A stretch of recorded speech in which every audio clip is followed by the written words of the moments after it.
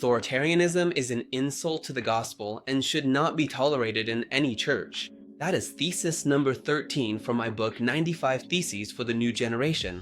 I would love to leave things as they were in the previous thesis, the reformer's affection for his friends. That's what I talked about in this video. But if we're going to be true to the facts, we also have to talk about the immense shadow that grew at the very root of that virtue. We're about to enter one of the darkest corners of his psychology. Luther was a despot. The reformer was absolutely convinced that he was carrying out a spiritual mission. His conviction that his cause was God's cause was so strong that he didn't hesitate to unleash his most explicit tyranny against anyone who questioned his ideas or methods. Luther was relentless with anyone who disagreed with him. We are certain that we are right. That's enough for us. At times, his arrogant and uncompromising attitude is simply unbearable. An example of this is the Marburg Colloquy, which attempted to reach a consensus among the different viewpoints of several reformers. Although the meeting did not achieve its goal, Zwingli and Oecolampadius were very happy to have finally met their fellow reformers, so they suggested that everyone present embrace each other fraternally and share the Lord's Supper.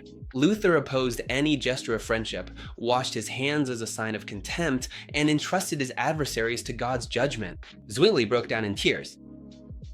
Philip Melanchthon was his great friend, his right-hand man. He is also one of the most brilliant theologians and educators in the history of the church. Shortly after Luther's death, Melanchthon recalled that during almost 30 years of working together, he had lived in constant humiliation. Luther had subjected him to terrible servitude throughout his ministry. Simon Lemnius, one of Melanchthon's students, mocked the reformer in a pamphlet. Luther's response was to put up posters all over the city, demanding nothing less than the death penalty for Lemnius. Perhaps the saddest of these stories of despotism was that of Johannes Agricola. We're not talking about an occasional or peripheral collaborator. Agricola was a close friend to Luther, and both worked side by side from the early years of the Reformation. He was the one who was left in charge of all of Luther's responsibilities when the reformer had to attend the negotiations of the Schmalkaldic League, the pulpit of the Wittenberg Church, his university classes, and the care of his family.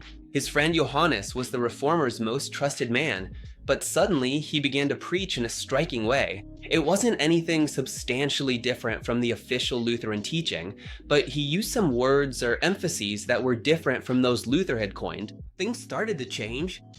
Luther was filled with jealousy and became defensive. He began to censure any innovation that did not strictly adhere to his ways in discourse. Since Agricola's work depended on Luther's approval, the livelihood of his entire family, which included 9 children, was put in a very vulnerable position. Agricola complained to the University of Wittenberg about Luther's despotism and his constant animosity toward him. The reformer's response was once again relentless. He accused him of having founded a new sect, of insulting the true teaching, and even called him an enemy of the Reformation. Agricola had to leave Wittenberg in secret. He moved to Berlin with his family. For the rest of his life, far from Luther's shadow, he was a respected theologian and preacher. His faith never ceased to be deep, faithful, and orthodox Lutheran. No one could spread their wings near Luther. Under his all-encompassing shadow, no one could truly flourish. The dream of an entire generation empowered by his Reformation was to learn directly from the master.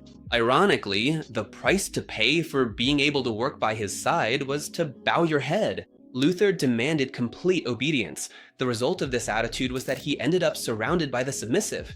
Thus, the very man who had done so much for freedom of conscience and who had fought so fiercely against spiritual tyranny ran the risk of creating a church that, in certain respects, seemed even more intolerant than the one he criticized. Since he had fought bitterly with all his close collaborators and refused to hand over control to the next generation until the end of his life, the Lutheran Church split shortly after his death. On one side were the Genesio-Lutherans, literally the authentic Lutherans, and on the other, the Philippists, who followed the more moderate line of Philip Melanchthon.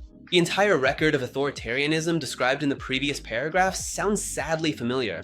Spiritual abuse, manipulation, despotism, and intransigence are the daily bread of a vast number of churches. The certainty that many leaders have of having received a calling from God, of having a direct line to God, or of being God's anointed, turns them into little dictators, true papa pastors. Many people put up with all kinds of pressure and offenses just to be able to serve God, to be considered, not to be pushed aside, or to stay close to the center of power. Anyone who doesn't obey, who doesn't embrace the authority's vision and work for it without a second's hesitation, who isn't useful to the leader's position within the church structure, soon becomes a threat.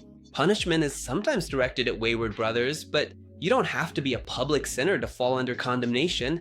Any collaborator who starts to stand out and attract too much attention will be seen as a potential threat that the institution will seek to neutralize. The cocktail of authoritarianism often includes intimidation and psychological abuse, an obsessive control over what people think, say, or do, excessive demands or unrealistic expectations, false accusations, and whispering behind people's backs, and in the most extreme cases, isolating people from their vocations, their families, and their friends.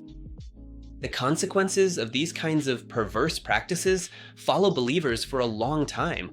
No church should tolerate the leadership of a narcissistic and authoritarian leader.